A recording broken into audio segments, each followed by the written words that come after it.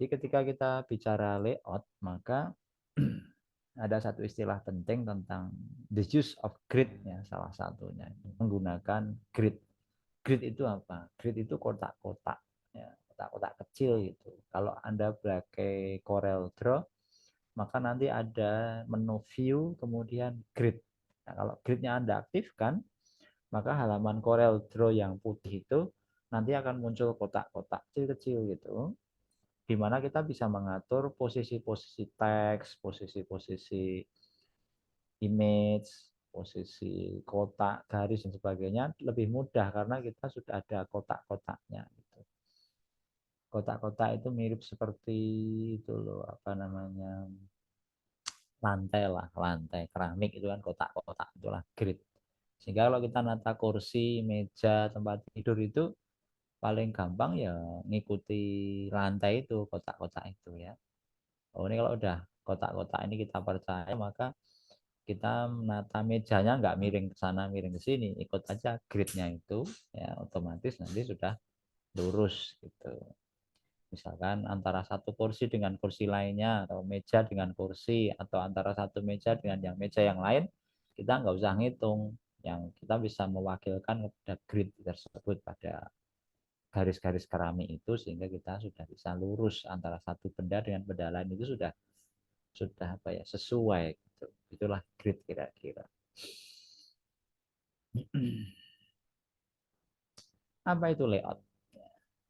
Ketika kita berpikir layout atau desain layout, kita sering berpikir tentang istilah grid di saya cerita. Karena dengan grid itu kita akan mempermudah untuk menempatkan sesuatu benda, suatu objek di dalam area media kita. Kemudian bisa juga tentang struktur, artinya yang pokok-pokok. Struktur itu sesuatu yang pokok-pokok, secara garis besar yang pokok-pokoknya. Kadang-kadang kita ketika mendesain itu mewakili suatu image dengan kotak, misalkan ukurannya sekian dan sekian, dengan desain ya, atau teks gitu kan, panjangnya sekian, berapa huruf gitu misalnya. Garis juga gitu, garis posisinya di sini, tidak harus apa, warnanya sama, belum, kadang-kadang warnanya belum sesuai, tapi secara struktur kita udah ngerti. Jadi struktur itu yang pokok-pokok. Misalnya kita bangun gedung gitu, ya, bangun gedung, maka strukturnya apa? Tiang-tiangnya itu ya, cor betonnya itu, cakar ayamnya, kemudian tiang-tiangnya, slope itu adalah strukturnya yang utama untuk apa namanya, secara garis besar nanti bentuknya seperti ini. Kalau Anda bangun rumah, maka nanti ada apa namanya itu, fondasinya, itu juga termasuk strukturnya ya. Dan hierarki itu berhubungan dengan siapa yang paling utama dan siapa yang tidak begitu utama. Misalkan hierarki kepala sekolah, nah itu paling atas, biasanya dia paling penting itu ya, hierarkinya. Bawahnya ada wakil kepala sekolah, ada apa gitu. Nanti dari guru-guru di bawah, ya, guru yang tidak punya jabatan.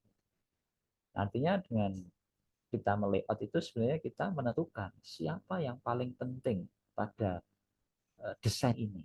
Siapa yang mau kita tonjolkan nomor satu, siapa yang kita tonjolkan nomor dua, siapa yang mau kita tonjolkan nomor tiga.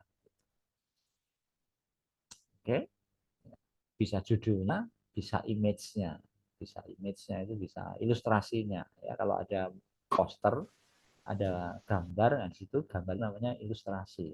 Sesuatu yang untuk menarik dan memberikan informasi. Juga kadang kita berbicara tentang spesifik measurement, ya, pengukuran spesifik. Ya. Kadang-kadang untuk menata suatu benda, suatu objek itu, kita harus mengukur dengan teliti sekali. Panjangnya berapa? Oh, 3,2 cm. Tebalnya berapa tingginya? Oh, 1,35 cm misalnya. Jarak dari tepi berapa? Tepi kiri berapa? Jarak dari tepi kanan berapa? Misalnya begitu. Ya.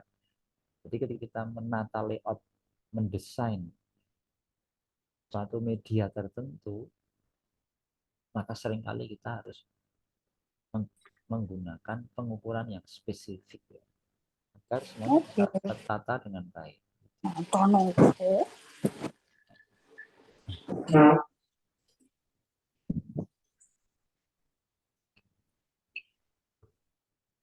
Dulu ya, nanti kalau mau tanya saya jelaskan ini dengan cepat soalnya.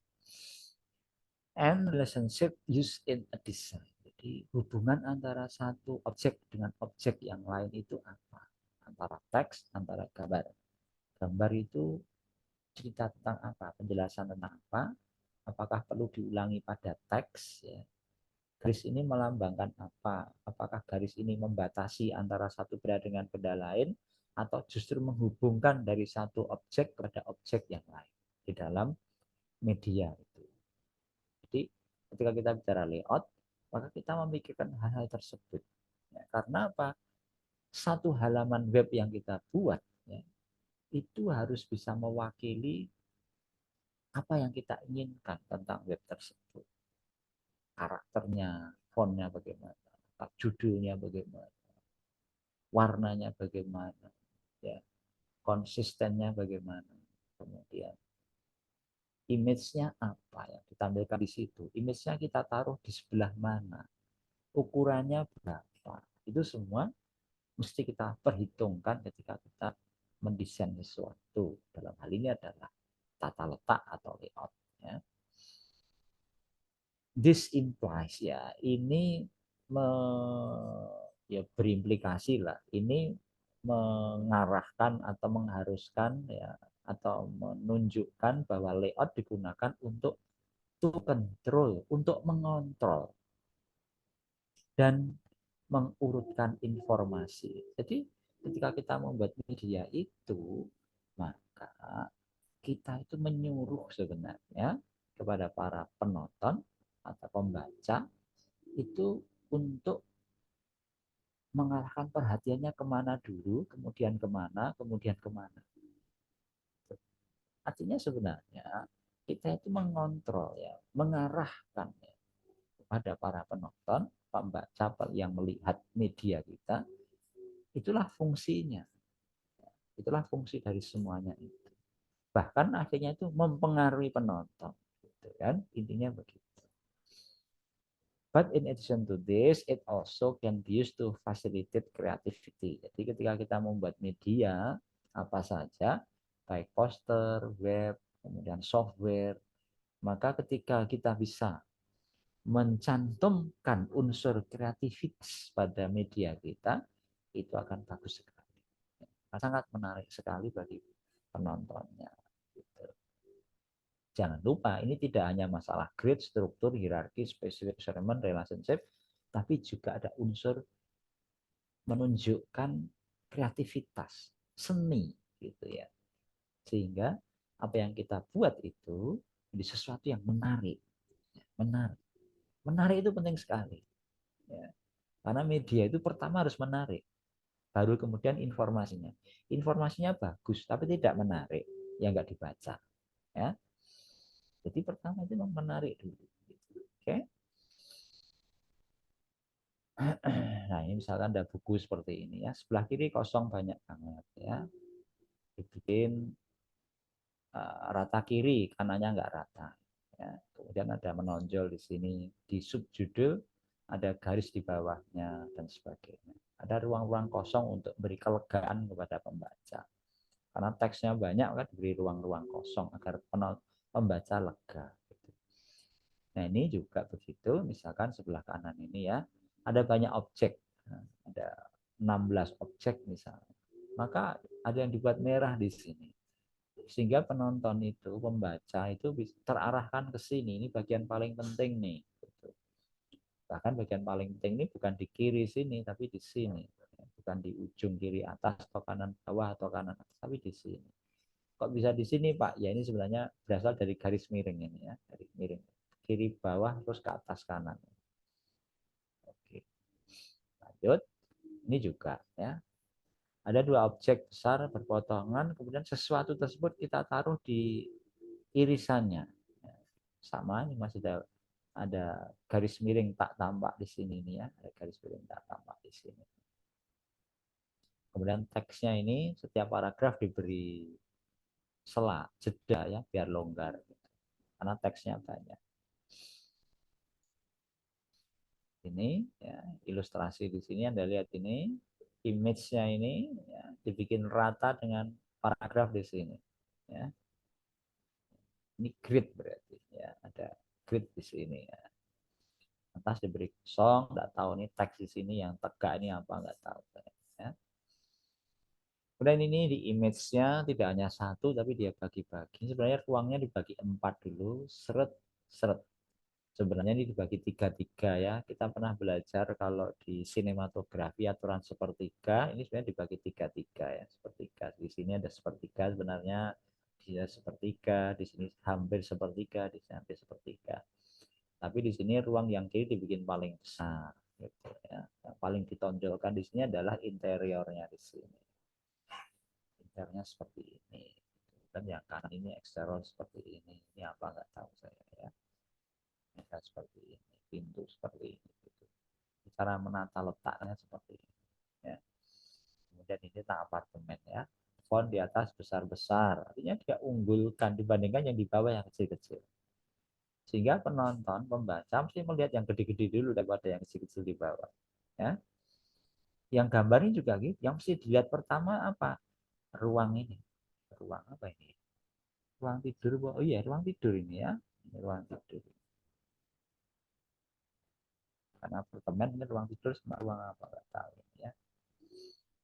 Nggak pernah di apartemen jadi nggak tahu. Ya. Ini yang paling penting di sini. Dia bikin paling besar. Paling besar kiri atas lagi. Ya. Yang pertama lihat mesti ini. Halaman ini yang dilihat pertama kali mana? Ruang ini mesti. Ruang sama tidur atau ruang tamu nggak tahu. Yang paling besar pasti yang paling dilihat. Ini juga dibagi, sebenarnya dibagi 6 juga, tapi cuma ada 3 gambar di sini. Yang atas, kemudian bawah ada 2 kecil, kanan bawah ada 1 besar. Ini toiletnya ini kelihatannya ya. Maka yang dilihat pertama kali adalah ruang dapurnya dan ruang toiletnya. Nanti lebih besar di sini. Yang kecil ini cuma tentang ada air hangatnya, panas dan dingin gitu ya. Mandinya ada panas dan dingin. Jadi gambarnya sudah mewakili, oh ini pasti panas sama dingin ini, gitu, ya. Nggak tahu ini wastafel atau kamar mandi, nggak tahu ya. Teksnya juga gitu di sebelah kiri ini ya seperti itu. Nah, dalam teks itu yang harus Anda sudah tahu, alignment. Alignment itu bisa rata kiri, rata kanan, ya rata justify, kayak di MS itu alignment. Bisa nempel ke atas, bisa nempel di tengah, ya. Bisa ini kan nempel di atas ini nempel ke atas, ini nempel di bawah. Ya, kalau nempel di atas, bawahnya kosong. Kalau nempel di bawah, atasnya kosong. Ada variasi seperti itu. Atau center, atau rata kanan, gitu ya. Ada pikirkan masak-masak seperti itu. Ini ya kata layoutnya seperti ini. Ada angka 60 di halaman itu ya. Caranya dimasuk-masukkan ke situ. Misalnya buku wisuda, ya, ada foto, ada nama, ya. Tapi di sini 60 karena ada 6 tahun ke 60 misalnya. Oke. Ini juga ya ada banyak gambar, ada 15 gambar ini. Apa yang Anda menarik di gambar ini? Yang beda apa? Ngikuti enggak? Ngikuti enggak? Ada yang Ada hitam enggak putih dan ngikuti? ada yang berwarna, Pak. Ya, ini gambar ini kelihatan tuh? Kelihatan, Pak. Oh, oh. Apa yang menarik di gambar ini? Apa yang beda? Apa yang menarik di gambar itu?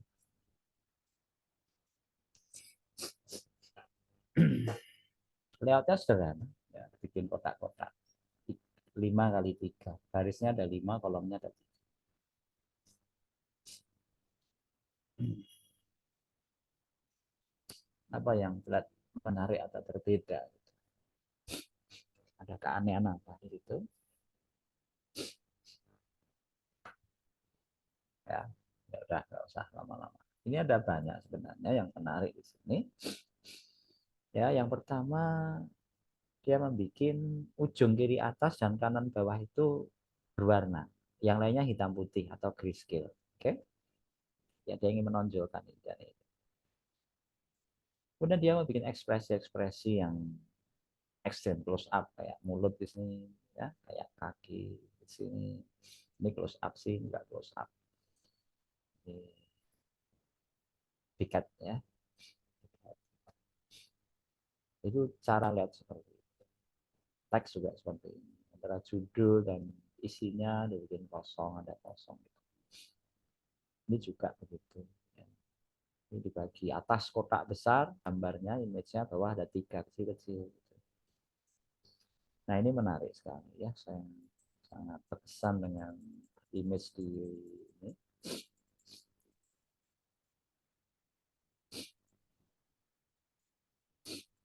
Nah, ini. Kelihatan nggak ini? Angsanya kelihatan nggak? Kelihatan, Pak. Oke, jadi ini dari si pengambilan fotografernya emang keren banget ya. Ini ada semacam jalan, ini ada jalan raya di situ, kemudian di sebelah sini ada sungai, sini ada kebun atau rumput-rumput ya, tapi sungai. Di garis cakrawalnya hampir di tengah, garis cakrawalnya perhatikan pas di tengah di sini, normal, jadi tidak pakai sepertiga di tengah pas, karena dia ingin menampilkan seluruh angsa ini dan pohon di atasnya. Kemudian dia ambil ada pohon sebelah kiri di sini, menghubungkan antara setengah yang atas dan setengah yang bawah. Pohon sebagian dahannya menyentuh ruang tengah-tengah gambar di sini. Yang menarik angsanya ini berjalan berjajar seperti ini ya, ada formasi berjajar seperti ini, keren banget. Saking menariknya gambar ini, maka sampai dia bikin satu halaman penuh. Ya. Ini memberikan kesan apa ya, kreativitas, kemudian alam itu bijaksana, keteraturan, ketertiban dari anggota alam gitu kan ya, natural gitu ya, yaitu angsanya ini ya. Ini ada bentuk seperti ini ya, agak nyeleneh juga, tapi ya namanya kreativitas ya, jadi sah-sah saja seperti ini. Untuk layout teksnya seperti ini, sah-sah saja untuk apa, lingkaran, lingkaran hijau namanya apa. Ini juga ya, sini ada bentuk seperti ini, kemudian ada bentuk seperti ini. Ini kreativitas saja. Teksnya tidak banyak di sini. Ini juga ya. Huruf di background yang huruf dibalik-balik gini, buat ini ya. Gridless. Nggak pakai grid ya, karena nggak pasti. Ada yang mulai paragrafnya di sini, di atas, di bawah, di bawah. Waduh ya. Ini juga ya. Ada angka 3 di sini. Entah bab 3 atau apa saya nggak tahu. Mungkin chapter 3 ya, chapter 3 mungkin. Fontnya ngikuti relung dari angka 3 di sini ya.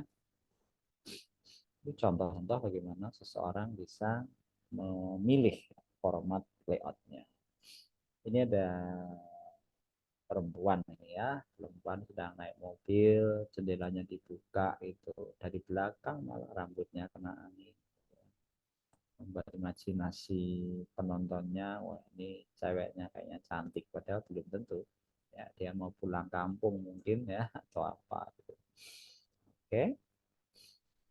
Ini juga layoutnya, wah, boh, aneh macam-macam. Saya pengennya ada top alignment, ini ada bottom alignment, jadi ada yang nemplek ke atas, ada yang nemplek ke bawah. Ya. Ini top line, ini ada bottom line.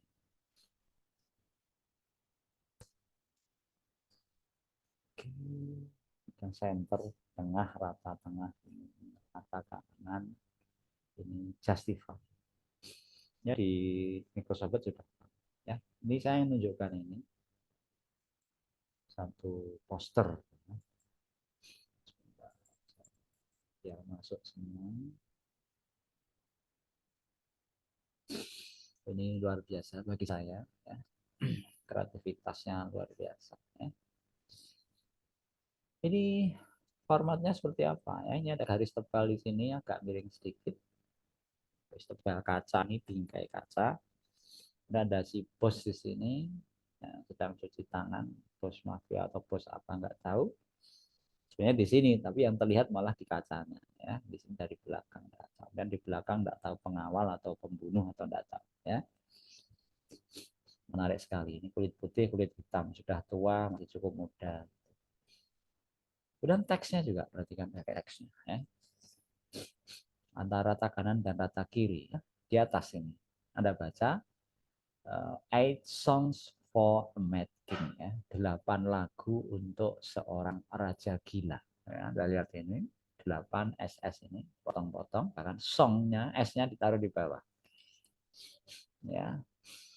Anda lihat F dan S-nya, ya, sambung begitu. For a mad king, A dan D-nya disambung seperti itu, M dan K-nya mad king disambung seperti itu. Rata kiri, ya, teks di bawah juga rata kiri, dan di sebelah kirinya whisper. Whisper ya apa ya, siulan kalau tidak salah. Itu rata kanan di sini, WSPR, whisper. Bawahnya teksnya nggak kebaca. Yang sini juga di bawah presented by Chambermaid Opera, ya. Ini lihatnya sama seperti atas itu. Kalau Anda perhatikan teman-teman semuanya, gridnya, ya, ini dari tulisan 8 SSFM dari atas ke bawah itu nanti akan satu garis dengan chamber ini, ya, satu garis di bawah sini. Mouse saya kelihatan nggak? Mouse saya kelihatan bergerak. Kelihatan, Pak. Oke, sip. Bergerak, ya. Ya, oke.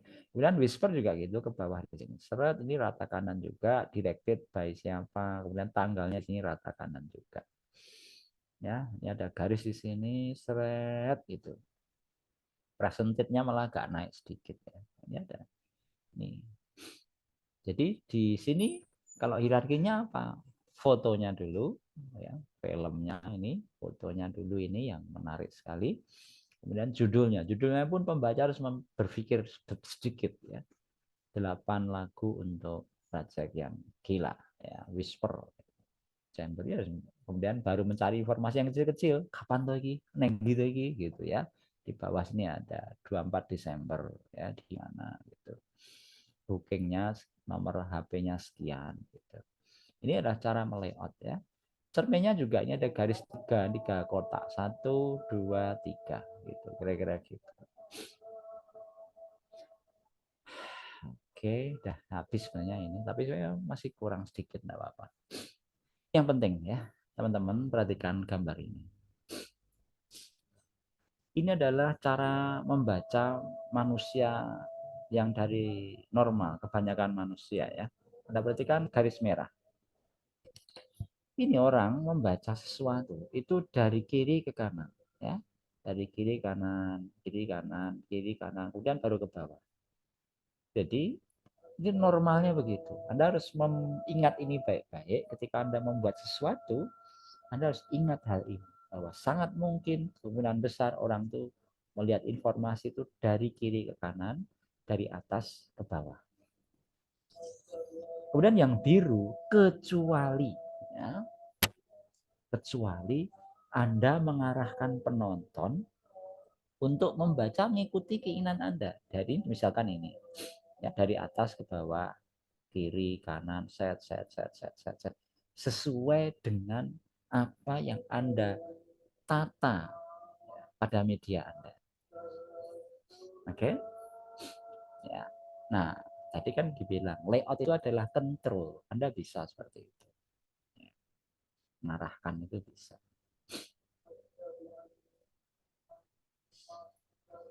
Oke, saya akan bahas sedikit, mungkin kira-kira 3 menit mungkin cukup, ya. Saya arahkan ke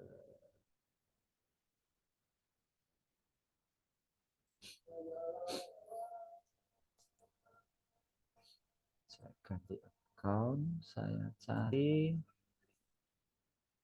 best poster design misalnya.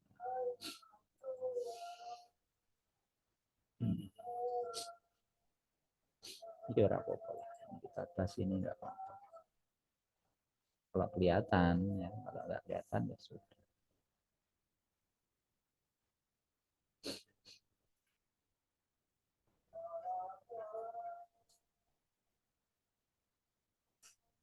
atau kita pakai semua aja.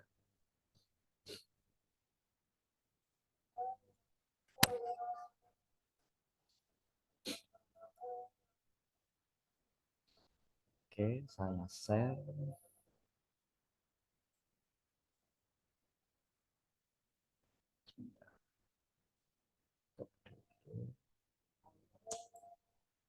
Saya share ya. Sazan kan aku ya, tidak apa-apa. 1-2 menit saya cukupkan. Kelihatan ya? Oke, perhatikan teman-teman semuanya. Kelihatan, Pak. Ini desain ya, desain poster lah. Perhatikan ya, ada ilustrasi di atas yang ruwet gini yang kita nggak paham kenapa gitu. Ternyata tentang musik dan festival musik dan seni. Oh, maka gambarnya seni gini ya. Teksnya mana yang kira-kira di sini yang dilihat pertama oleh penonton mana? Ya gambarnya dilihat sekilas, orang mudeng. Kemudian dia lihat font yang paling besar di sini. Plastic Music and Art Fest. Oke? Okay? Itu kira-kira seperti itu. Terus diarahkan lagi kemana? Kapan? Oh, September di sini. Tanggal 2. Oke. Okay? Mau baca lagi yang kecil ini. Oh, yang menyelenggarakan Heyman Multimedia. Ya. Ada garis di sini untuk memberi batas antara satu tempat dengan tempat yang lain dan untuk menegaskan pentingnya September di sini. Oke. Gitu. Ini juga tentang musik sih kebanyakan ya, seni dan musik. Ini gambar ilustrasinya penuh, teksnya hanya 1-2 baris saja. Ini orang sudah tahu, ini ada pegelaran musik di sini, data musiknya seperti apa, kayaknya orkestra karena ada pianonya. Ada bunga-bunga di situ, ya berarti ini mungkin open, ya terbuka gitu ya. Savannah Music Festival, oh baru tahu. Oh, Savannah Music Festival judulnya gitu. Tanggalnya Maret sampai April, tanggal berapa, tahun berapa di bawahnya. Ini ya, ini agak beda sedikit. Ada gambar di atas itu panah snap. Lihat ini, Yuk Multifamily Garage Sale. Nah, saya pernah cerita di Amerika itu kalau warna coklat seperti ini, itu ada kesan uh, jualan barang murah gitu ya. Saya pernah tentang karakter warna coklat atau orange. Hanya juga ada ini ya. Kemudian dia bikin miring-miring nih, miring-miring ini antara warna atas, tengah, dan bawah. Miring. Untuk memberi kesan menyesuaikan dengan teksnya yang juga miring-miring. Kalau Indonesia, oh harganya miring mungkin gitu ya. Dan ada deretan sebelah kiri dan kanan, penyelenggaranya mungkin ya nggak tahu nih sudah dibaca karena miring banget. Ini Anda lihat layoutnya rata tengah. Ilustrasinya di tengah pas dan jelas sekali tulisannya Electro House tanggal sekian. Ya, orang langsung baca ke sini. Belum baca MSC-nya, penyelenggaranya MSC. Dia mesti panggil Electro House. Ya. Oh, penyelenggaranya di atas, kemudian penjelasannya di bawah sini. Free. Ya. Itu. Free ini kecil tapi orang mesti baca ya. Jadi dia baca ini dulu, kemudian ketika membaca ini akhirnya bawah nempel free gitu kalau kecil baru tanggal berapa gitu. Ini orang nggak baca udah tahu tentang makan ini ya, tentang biji-bijian sayur dan sebagainya. Fontnya pun dari bentuk ini ya. Kemudian di bawah ada rata kanan exhibition apa bla bla bla, rata kanan semua. Anda lihat di sini ada garis ini dari kiri ke bawah lengkung-lengkung ini ya. Oh ini keren ini. Ada centong di sini ya, ditata bagus banget. Ini miring semua, ya, miring semua. Ada dapur good enough to eat. Ya. Terus suasana dapur seperti ini, center tengah. Ya. Ini nulisnya pakai mentega. Ya. Ini juga miring-miring gini, nggak tahu kenapa. Ada yang menarik nanti. Musik ya, rata kanan, ilustrasinya di bawah. Oke, ada garis-garis untuk menguatkan tentang musik festival karena garisnya tebal di sini. C ini Adobe yang ada kan C besar banget. Oh, posisi gitu kan ya. Artis roundup tanggal sekian. Columbus kreatif, oh yang jelaskan Columbus. C-nya ini Columbus. Mungkin orang daerah situ udah ngerti, C itu Columbus. Ya. Nah ini yang paling menarik ya. Ini tentang food and wine, makan dan anggur. Lihat ilustrasinya luar biasa, pinternya luar biasa. Gambar apa yang Anda lihat? Halo, gambar apa yang Anda lihat? Garpu, Garpu Pak. dan Garpu, botol Pak. ya, Garpu. Ya, makanan dan botol botol. digabung seperti ini, botol wine itu ya, luar biasa pinter. Ini yang lebih susah untuk dimengerti ya. Gambar di Anda agak susah. Ini gambar bibir cinta, Bibir. love ya. Ya, love. Kenapa diputar agar membentuk gambar love? Sama, orangnya tidur, diputar fotonya agar membentuk gambar love ini ya. Dipertegas dengan tulisannya membentuk love ini. Set ini. Anda perhatikan detail, bibirnya ini agak aneh. Karena ini sebenarnya adalah gambar laki-laki, bukan gambar perempuan. Ya, bibirnya ini dan wajahnya ini bukan perempuan, ini laki-laki. Mengapa saya cari? Saya sebelumnya nggak paham kenapa ini kok wajah orangnya agak aneh gitu. Soalnya feminis ini LGBT. Jadi saya bilang, oh ya benar lagi LGBT saya bilang gitu. Oke, itu. Jadi ini unsur pesannya cinta di dalam LGBT. Oke, gitu aja. Ini tentang rata kanan, teks ada garis-garis batas, ada judul di sini, tapi ini ada objek, objek geometrik seperti ini. Jadi ilustrasi itu bisa foto, bisa gambar-gambar sesuatu, gambar tangan gitu, bisa juga berisi objek-objek geometris seperti ini. Ya, ini linknya nanti tak kirim ke. Ya, ini kenapa dibikin miring kotak begini? Karena ini foto. Kalau Anda pegang foto, seringkali Anda membuat miring foto Anda. Paham? Sehingga susah dibaca.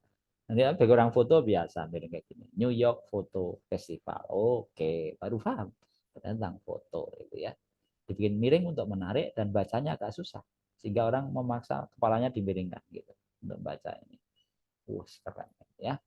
Sementara itu dulu ya, dan nanti tak linknya tak kirimkan ya. Kirimkan. Sementara gitu ya. Oke, assalamualaikum warahmatullahi wabarakatuh.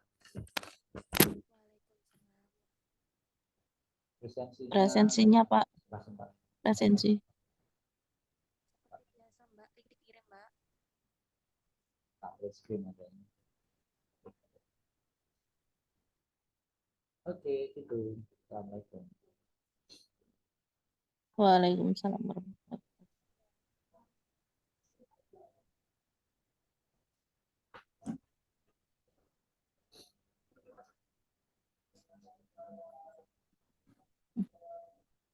Sudah selesai ya, Pak ya?